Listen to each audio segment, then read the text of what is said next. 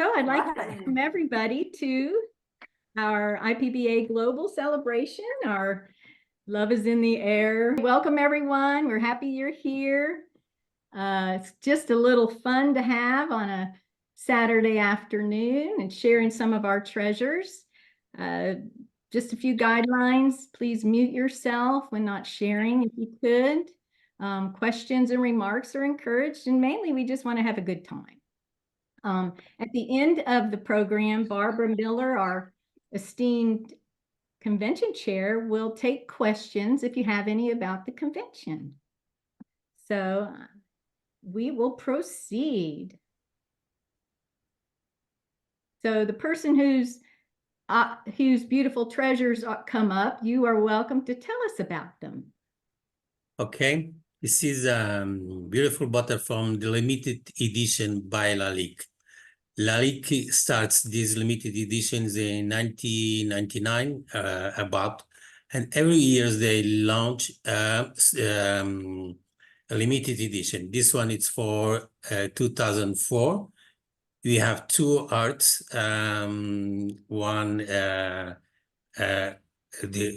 behind the other one, and they are signed and they are very collectible for collectors because they are very beautiful.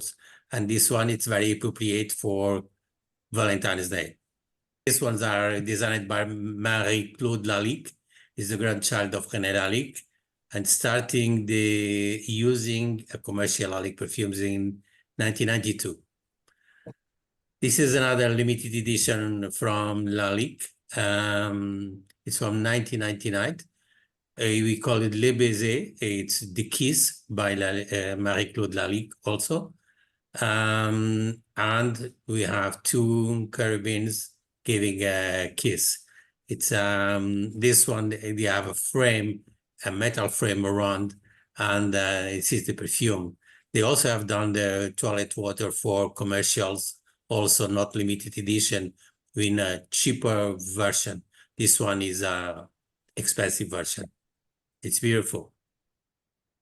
This is another beautiful perfume bottle, Forever Your by Babe's creation from 1939. It's a clear glass earth-shaped perfume bottle rests between two metal bands. Fingers have red polished fingernails, a bit of lace and bright pink ribbon are fastened around each waist. The gold metal cap is etched on the bottle with a gold tone chain. The interior of the presentation is lined with light blue satin, and the base has a silver foil label with the fragrance name, Forever Yours, Babe's Creation Company. And this was an entry from Paloma Galotti, and I wasn't sure what to put, but I think that she has this as the Adam and Eve, which would be the original lovers, I suppose. It's from the Pagliari, an Italian brand. I've done an article about this brand in a PBQ a few years ago, and the name of the is Paradiso Perduto. Paradise. We can see Forbidden Paradise, something yes, like that. yes. And we can see on the tree, the serpent, and Adam and Eve banished from the Eden. Yep, and an angel with a flaming sword. Get out of here. So is this a box or is it a display item? It's a box. It's a box. Mhm. Stunning artwork. Yeah. Pagliari used many beautiful boxes, but their bottles were pretty much standard. So anytime you would get a bottle that's Pagliari, it probably could go in this box. So this was also from Paloma. I'm not sure. It's beautiful. All her bottles are beautiful. I'm not sure what she was wanting to share with us on this. No idea too. Palomas as well.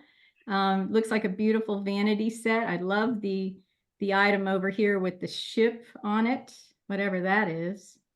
Cigarette case? Yeah, that'd be my guess too. It's awfully skinny, but I think the old timey cigarettes were kind of flat by comparison, weren't they? Oh, I do love this one. Flutter. Yeah, I've never seen this. This is cute. Yep. I don't know a ton about it. It's Flutter by Dorothy Gray. In the materials, it's labeled as Bakelite. Helen, you probably would know better. Yeah, I have this and I think it's Bakelite. Well, it's got a little base. The Yes, glass yes. The is base is strictly Bakelite, but I believe the top has an interior metal cap, doesn't it? And I I think think there's it's- also an interior glass stopper also. yes. Yeah, and Flutter was, it came in many different presentations, but this is the one you want. This is the best one, according to me. You're the expert. Well, I was real happy to get it, and I just got it a couple of years ago, so. Oh, And I paid a lot of money for it, and I don't mind. It's beautiful. It's great. it certainly has the heart motif. That's Yeah, for it sure. does. It's How big great. is it? How big is it? Very tiny, isn't it? Uh, 2.5 2.5, 3 Yeah. inches. Yeah, I think so. 2.5 inches, including the base. And I think the heart does lift out. At least mine does. I don't. Yeah.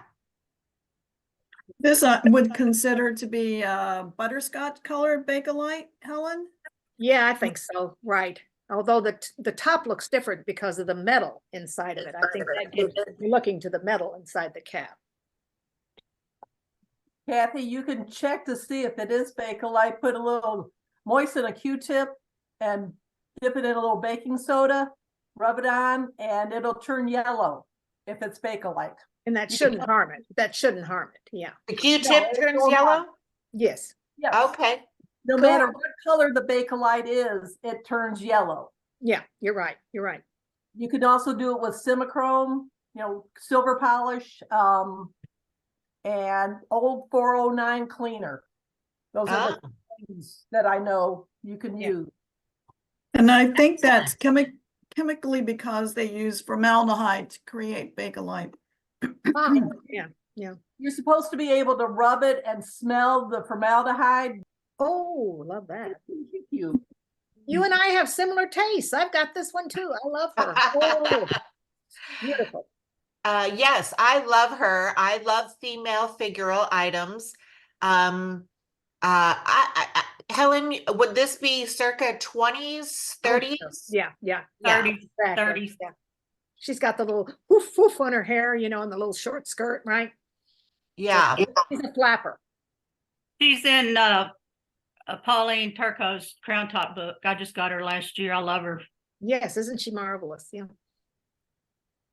And I think I bought this at an IPBA convention. I'm not sure from who, but I do love her. She was one of my earlier purchases. Yeah, me too. Right. You don't see this one so much anymore. All right. The theme of today is hearts and flowers. So this manufacturer is named Valentine. It's the Valentine porcelain factory from Toulouse in the south of France. Of the bottles that are shown here, 1, 2, 3, 4, 5, 4 of them are for the Valentine factory. And the, what can I say? The redheaded stepchild is the white one in the front. And that is from Old Paris. Okay. And this particular manufacturer was only in business a very brief amount of time. It says here 1832 until 1878. And the thing that you can always tell this factory is they have the fancy handles, the extremely ornate gilt work, and the very, very white body on the bottles. And of course, you see in the front that famous guy, Napoleon III, ugly. But anyway, he's there. So, anyway, I wanted to say they're most famous for their Valentine blues. So here we are. And these are porcelain. And you will find them from time to time. And mostly they're never, ever identified. So you can usually pick them up fairly inexpensively if you know what you're looking for. I think that completes my collection, by the way. I don't think I'm going to get it. I think I love the butt shot of the man with the green oh, stocking. yes, that is very unusual. Yeah. From the, in fact, I brought that bottle up because I thought that was so weird. But he's the rear view, and then this Yeah. guy is prancing along and he's got a symbol in his hand. And then it has all the letters that's supposed to look like they're Chinese or Japanese, but they're not. But I was, Maybe that, I was hoping the front side would be on the other side. well, I wondered about that, but no. But these are rather hard to come by. These are fairly pricey. The It's other nice. ones, no, not so much. maybe that was his best view. I don't know. I've been trying to figure that out for a long time, but I have not been able to. But they did a whole raft of unusual bottles. He's guarding the temple. Yeah, yeah. And this is a group of factories in and around Paris, so they call them Old Paris. So that's what family he goes with. Those of you who know me know that Fenton was my first collection glass pieces. Before I knew anything about perfume bottles, I had fallen in love with Fenton glass. And then I sold all my Fenton glass and said, we downsized. I have one curio. If I can't get it in that curio, I'm not buying it. Well, you know how that goes. I have now 7 curios and tables full of glass. But anyway, crossing over to the Fenton perfume side of the world, this one is pretty hard to find. I won't say that it's rare, but they only made it one time, one turn. They use this, it's almost like a vase. It's so large, but it's called an urn-shaped mold. They've used it for various bottles with different decorations, but most all of them that I have seen have been called a large or a tall cologne bottle or dresser bottle.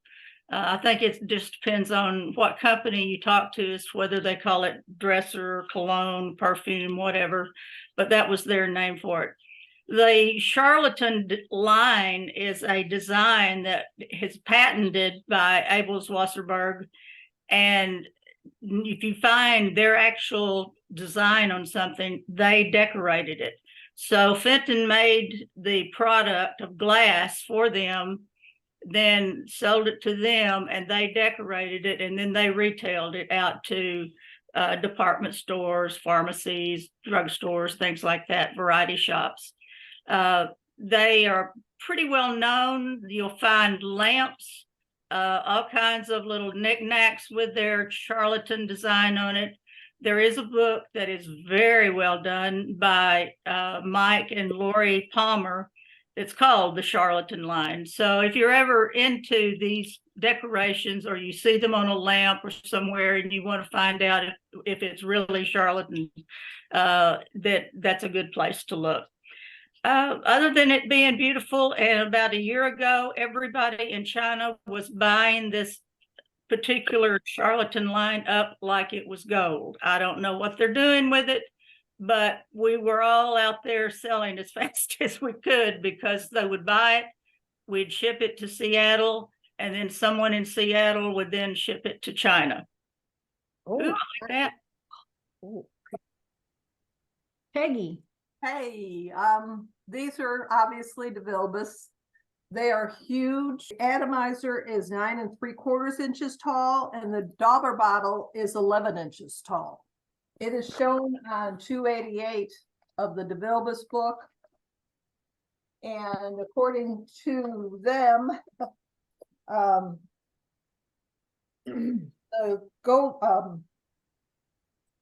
the bottle itself is set in red arabesque. How do you pronounce that? Case glass with gold treatment on exterior, supplied by Archimedes Sagoso. Yes, Yeah. And that is his label. Arabesques, maybe? Yeah.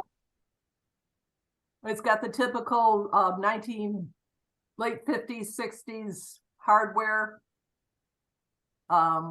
With the patented, you unscrew the top of the atomizer and that opens it and then closes it. So the pictures do not do it justice. I mean, it is just a gorgeous, gorgeous.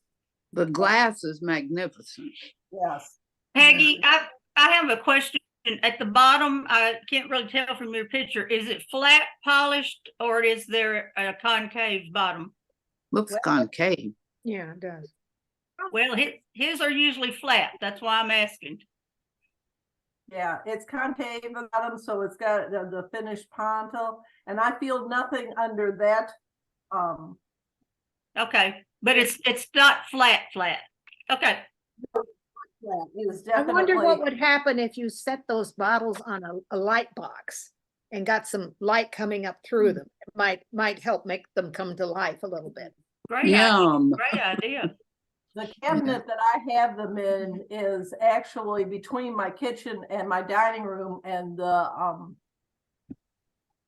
it's the dining room has this big window, and you know the light shines through them all the time. I mean, it's just a stunning color, and with the gold, it's They look like flames. Mm-hmm. I actually bought them separately. I got the You're atomizer. kidding. Wow. Actually bought the Dauber bottle in 20 from Toby. Mm. It's in the book. Yep. This bottle is in the book. And but I just love them. They're heavy too, aren't they? Oh yes, they are they've got some heft to them, that's for sure. They're beautiful. And of course the Dauber is just, you know, Huge. it is huge. I mean, it's a good inch and a half, I guess. And I doubt that either one of these I've ever seen perfume. And I can't imagine having enough perfume to put in these things. It's just tall. You know, it's just amazing. So, and Fantastic. that's about all I can tell you about those. How sweet. Those are also DeVilbiss, circa 1932. Oh, I did forget to tell you the Murano ones from the last one. They are shown both in the 65 and 67 catalog, and they originally retailed for $35 a set. Oh, You know. That's Anyway, $100 for today. 1932, and you can see the different scenes of courting couples. They're called on the tops of the stoppers. The atomizers have the thumb push type apparatus. One is, I think it was some type of silk. The other one is just totally, the material is totally gone. And neither is operational. As you can see, I have the set for the green and the blue, but I'm still in search of the orchid atomizer. Let's see, they also came in peach, and their original, back in 1932 was $2.50 a set. oh. For both of them. So They're very hard to find. You're lucky to find the ones with the portraits on them. yeah, you know, again, these some of them are marked with just the stamp, which of course wears off. Like this, the blue one, let's see, it did. Nope, that's a watermark or something, but a lot of them aren't marked, so you gotta know what you're looking for. You gotta spot the hardware, you know, because they just advertise them as, you know, cute little bottles or something like that. So Peggy, do you know who made the glass? I don't remember it being in the book. I did not see who it I'm was. just curious. It's enamel painted, so it would be some clear glass bottle. So it would, you know, it might just be a generic maker. Yeah. And I don't know if these were still being, you know, DeVilbiss did have decorators in house. Yeah. Might have just bought these little squatty bottles, clear glass, and spray painted them with different colors, and then put the little dots on it. I think it's interesting that they now, that's all they sell is their painters airbrush atomizers, because when you look up atomizer for DeVilbiss, you get all these spray paint guns, but that's in fact what they were using to spray paint the bottles. The technology was the same. Well, it was very similar to what they used for the throat, which is Yeah. what they started Yeah. off. Atomizers, yeah, throat atomizers. Yeah. Yeah. It just kind of all evolved. Mhm. And, They've come around full circle. That's what they started Yeah. out. but I believe they're still they're still located in Toledo. Yeah. Yeah, I think they are. They're owned, I forgot who they're owned by now, but it's some large manufacturing company that makes the atomizers for painting, I should say. Yeah, because they got out of the perfume business back in, what was it, 68? 67, I think. Yeah. I had someone tell me that their mother, grandmother, someone worked at the factory in Toledo. And when they closed, she said, and it just broke my heart. She said there were thousands of bottles and parts thrown in the river. Oh, And I'm like, I'm going to go get my diving suit. River. Yeah. Oh, That's well, the river they would have put it. Actually, there's the they would have probably dumped him in. There's some type of creek out there. That's probably what it was. Yeah. Mm. I wonder if anyone's ever gone there and tried to find any. I imagine they have. Yeah. That was Oh, like I the have that one on smashing, the left. the smashing at Steuben when they decided not to do colored glass anymore. Oh, They destroyed a lot of Frederick Carter gorgeous glass, or at least that's the story. Just smashed it. well, that is sad. Ooh, wow. Mhm. Yay. These are my favorite. These are Huh? all either embossed to DeVilbiss Toledo on the bottom or have the acid etch mark. I now have, let's see, this is 8. I have 41 Oh. of them. Wow. Wow. And these are all from Czechoslovakia, aren't they? Yeah, the Bohemian area, with the enameling. Yeah. Yeah. And I just love them. Oh, they're beautiful. Oh, yeah. I only have the one on the top left. Hardware that was used. That's why I collect them, is because of the hardware. I've got the salt shaker bottles. I've got a whole collection of those with different hardware on it. Someday I'm going to take a group picture, but that's someday.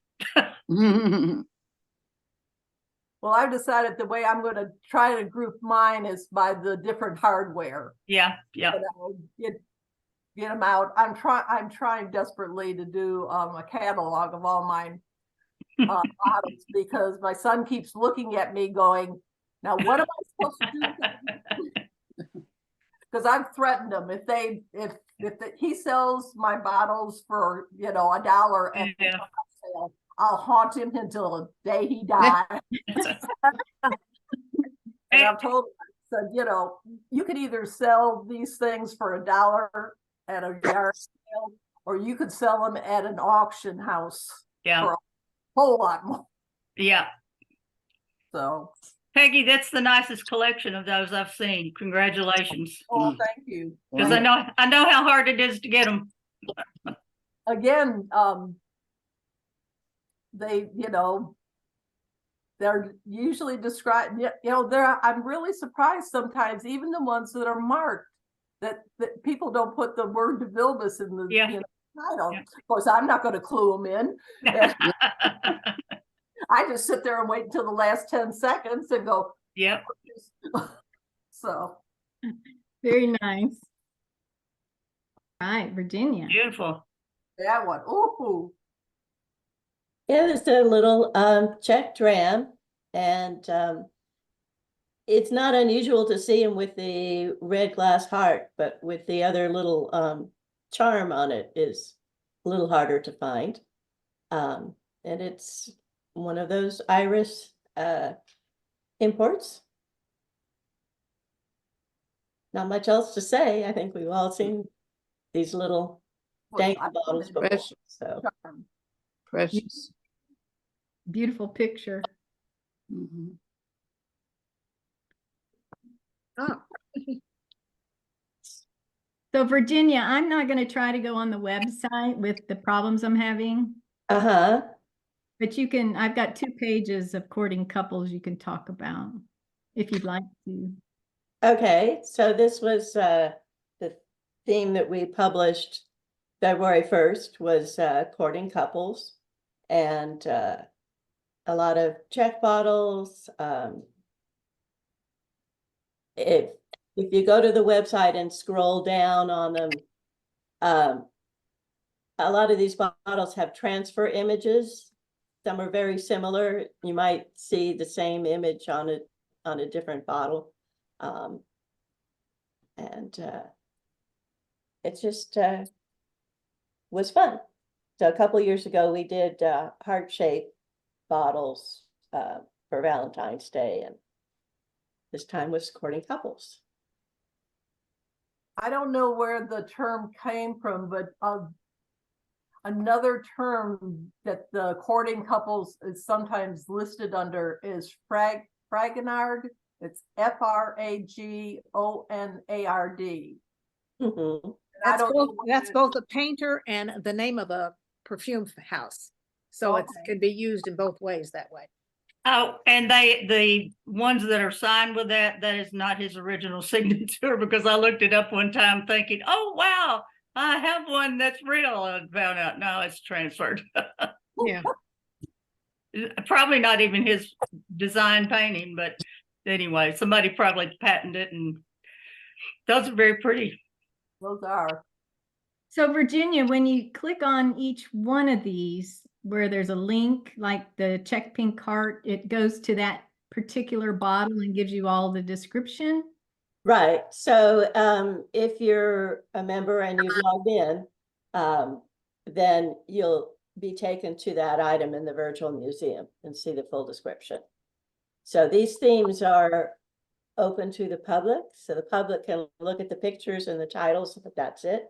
And some do, we know now. Some do. What? Some do now, we know. Showed up on eBay. Looky. Yeah. You can go and see virtual museum. I think we get a lot of visibility with online. It's going to be the future. We have a beautiful website. We have a lot of work on that website, on that virtual museum, and we need to share that. It's our best offer. It's our database. It's our virtual museum. It's all the information we have over there. It's all the PBQs we have over there. There is a lot of members that don't know how to reach the scanner PBQs or reach the virtual museum, and they don't know the treasure we have in our hands with all that we have to offer to members. Maybe we can try it again on IPBA Day, Terry. We definitely will do it at least once a year. Mm. And And I just discovered, simply because I went out looking for anything social media, and I don't typically do YouTube, but there are some new educational training videos on YouTube. If you've not looked lately, I was very impressed with those. Sherry Betko and Barbara did one about the convention that was very good. Then there's some more, collecting 101 type things. So if you haven't looked at YouTube lately, we need to promote that, because they're educational as well. Yeah, that's a very good job done by Shelly and Terry and Barbara. They have done a very, very good work on the YouTube channel. Yes. Shelley we had the Check 101 presentation that the Check specialty group did. That's about 45 minutes long, and it's hard to watch. Shelley broke it down into 3 sections, and it's like 15 minutes each, and each section could stand alone. It's really good information, very educational. She's a good presenter as well. I was Oh, very yeah. impressed. I don't know her, I've never met her, but I was quite impressed with her professional presentation. Yeah, we're going to do more podcasts like that. She's going to be our podcast host. So it's really driving a lot of people to the our YouTube channel. We've seen an amazing peak in activity on it. There's a lot of nice videos and information on it, displays. And I think we did the Instagram, Facebook, and all the efforts we are doing, we have a lot of visibility. You are doing a very good job too, Terry. And the more people that join us, the more we learn from other people.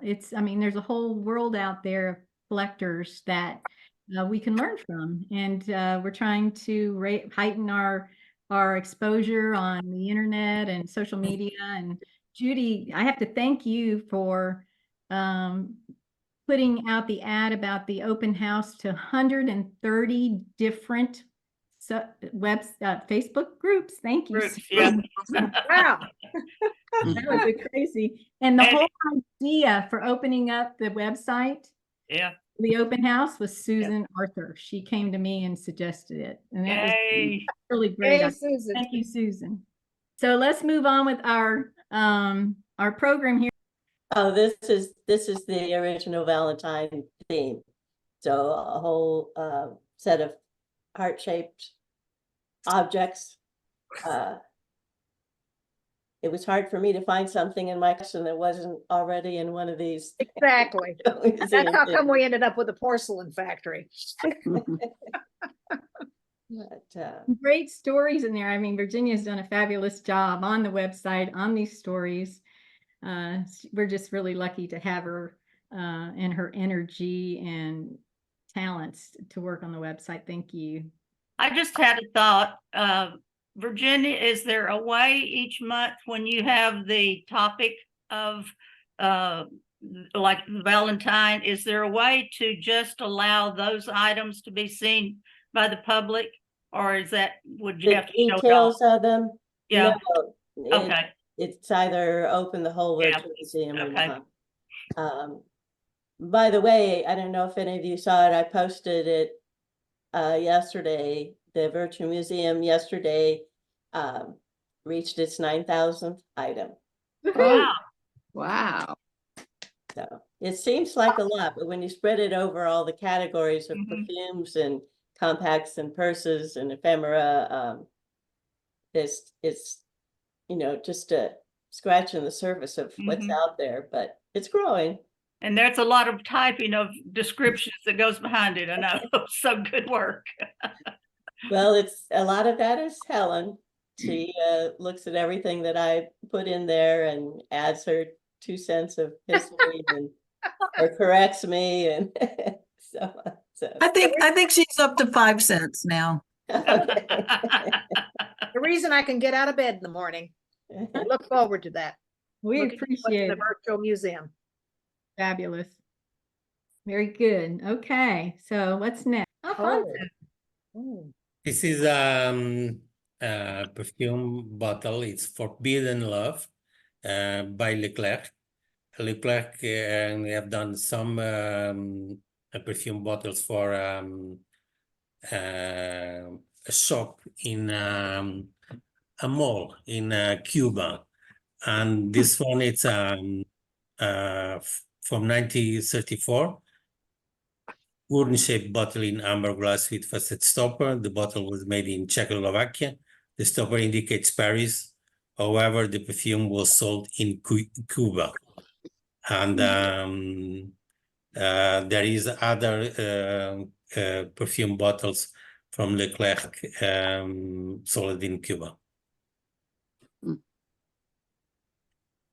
I think we have a little brochure on that, don't we? And I thought in the virtual museum, if we don't, we should. I've got it. Haven't put it in yet. This one is from Jean Patou, Amour Amour, from 1925. It's the stopper with the GP from Jean Patou and the words Amour Amour. What am I? This one is a beautiful set of Coeur de Joie by Nina Ricci. A chip bottle with a large hole in the center that forms another inner heart. The other edge is made of 3 arches. The body of the bottle is decorated with small flowers. The top features a small butterfly surrounded by flowers. On one side is engraved on the base in a rich, and the other Coeur de Joie, Earth of Joy. And I think there is another smaller one without the hole inside. It's Yeah. I Yes. think at the end it's five sizes. Oh, I heavens. have entered a dance card. Mhm. And this is such a lovely piece of history. It's you know, it was just part of social life in days gone by. These dance cards, this one's a later one, but they began here. I'm going to read a little bit. The dance card first became popular in Vienna at formal minuets in the 18th century, also called Programma de Bal or Carnet de Bal, later gaining popularity in Europe and US in the 19th century. And what they did, this one, let's see if I can get it to come up. It was a little booklet, not really a card. And this one was Cupid's Ball, the class of 1937, which is probably at the back end of dance card popularity. And it was from Lowell State Teachers College, which makes this a very rare card in that it was a card for a man, because Oh. Lowell State Teachers College was a woman's college.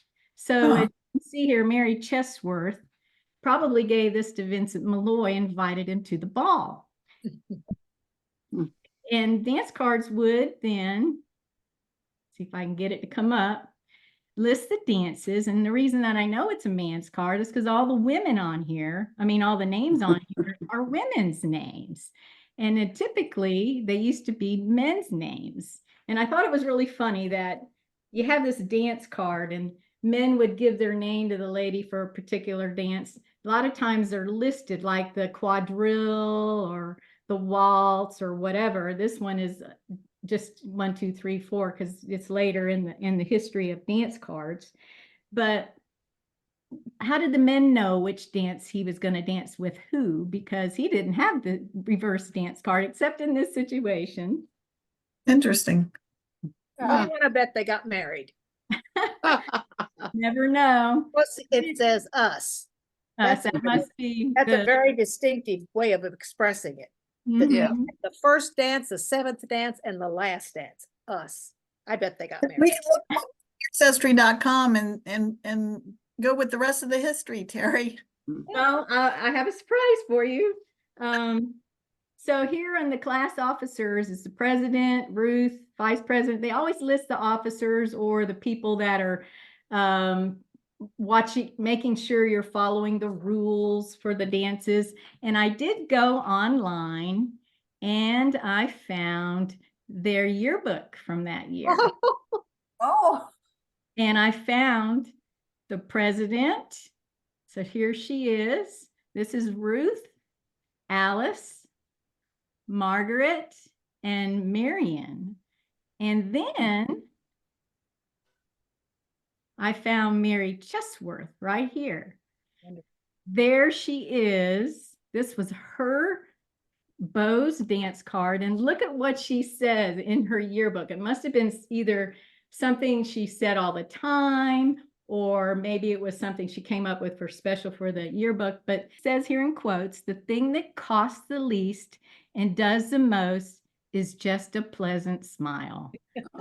OMG.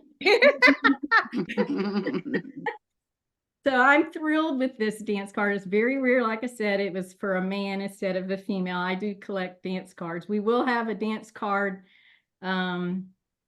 collector session at the convention with someone who's really knowledgeable about them.